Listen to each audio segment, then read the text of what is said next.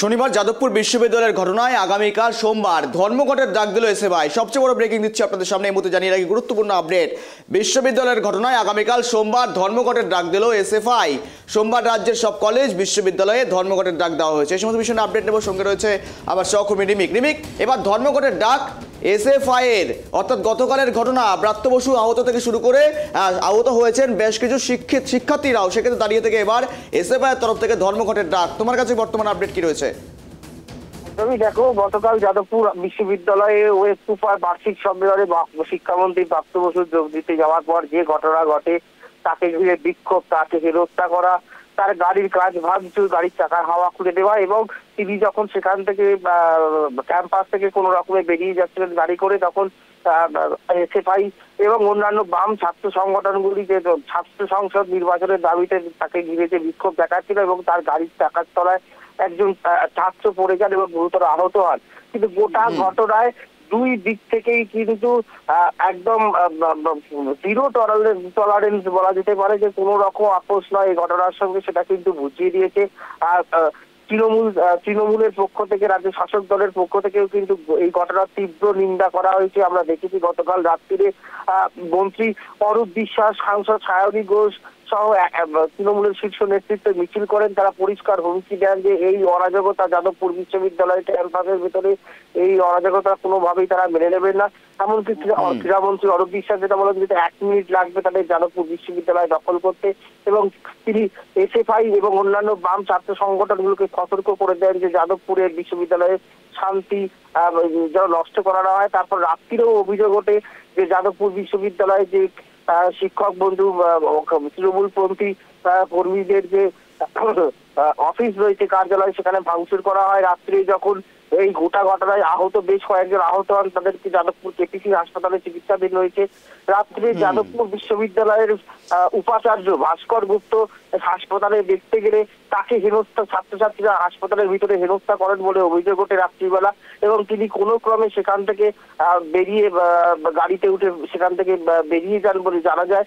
এবং যেটা এই গোটা ঘটনায় ওয়েস্ট কুপার পক্ষ থেকেও যেমন নিন্দা করা হয়েছে, তৃণমূলপন্থী সরকার শাসক দলে যে অধ্যাপিকাদের যে সংগঠন রয়েছে তারা নিন্দা করেছেন। গতকাল দুপুরে তারাও যাদবপুর থানায় ডেপুটেশন দিয়েছেন।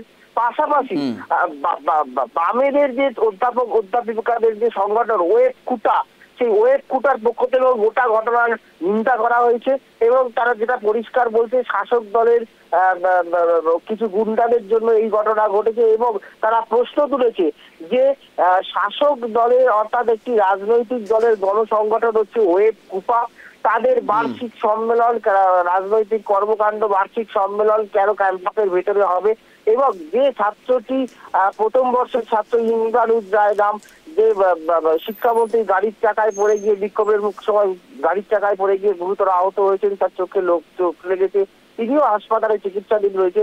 সেই ঘটনাটাতেও গোটা ঘটনায় কিন্তু রাজ্যের শাসক দলকে দায়ী করেছে। পাশাপাশি এসএফআই এর তরফ থেকেও একটা বিবৃতি দিয়ে গোটা ঘটনার নিন্দা করা হয়েছে, এবং আগামীকাল রাজ্য জুড়ে সমস্ত স্কুল, কলেজ, বিশ্ববিদ্যালয়ে এই ঘটনার প্রতিবাদে ধর্মঘটের ডাক দিয়েছে SFI, student federation of India, এবং গোটা ঘটনা এবং তৃণমূলের পক্ষ থেকেও বলা হয়েছে যে তারা এই ঘটনার, এই যে ব্রাত্য বসুর উপর যে হেনস্থা এবং ক্যাম্পাসের মধ্যে যে অরাজকতা, অন্যান্য অধ্যাপিকাদের তাদেরকে শারীরিকভাবে হেনস্থা করা, নিগ্রহ করার এই ঘটনার প্রতিবাদে তারাও কিন্তু, শাসক দলও কিন্তু রাস্তায় নেমেছে গতকাল রাত্রি থেকে, এবং তারাও কিন্তু পাল্টা এই ঘটনার প্রতিবাদে কিন্তু একের পর এক কর্মসূচি করে যাবে। এবং যেটা সব থেকে বড় কথা তোমায় আমি বলে রাখবো গৌরব, যে যাদবপুর বিশ্ববিদ্যালয় বরাবরই কিন্তু বিএসও থেকে শুরু করে বাম অতি বামদের দাপট বেশি, সেখানে তুলনায় তৃণমূলের ছাত্র সংগঠন, টিএমসিপির ছাত্র সংগঠন বা তাদের দিয়ে খুবই কম, তুলনায় দুর্বল। তাই সেই যাদবপুর বিশ্ববিদ্যালয়ে তাদের নিজেদের দাপট বাড়ানো, এবং তার সঙ্গে এই যে শনিবারের যে ঘটনা, সেই ঘটনার প্রতিবাদে, শিক্ষামন্ত্রীর ওপর আক্রমণের প্রতিবাদে রাজ্যের শাসক দল এবং তাদের সমস্ত গণসংগঠনেরও প্রতিবাদে রাস্তায় নামতে চলেছে, সেটাও কিন্তু জানা যাচ্ছে। গৌরব, একেবারে বেশ, ধন্যবাদ রিমিক। যাদবপুর ঘটনায় প্রতিবাদে এবার ধর্মঘট। সোমবার রাজ্যের সব কলেজ বিশ্ববিদ্যালয়ে ধর্মঘটের ডাক দিয়েছে এসএফআই এর তরফ থেকে এবার ধর্মঘটের ডাক দেওয়া হলো এবং যাদবপুরের ঘটনার রেশ এসে পড়েছে বিভিন্ন জেলায় এবং ইতিমধ্যে দেখালাম যেমনটা দুর্গাপুরেও সেখানে সিপিএম অফিস ভাঙচুর করা হয়েছে। তার পরবর্তীতে এবার ধর্মঘটের ডাক এসএফআই এর। আগামীকাল সোমবার ধর্মঘটের ডাক দিল এসএফআই। রাজ্যের সমস্ত কলেজ বিশ্ববিদ্যালয়ে ধর্মঘটের ডাক দেওয়া হয়েছে স্টুডেন্ট ফেডারেশনের তরফ থেকে।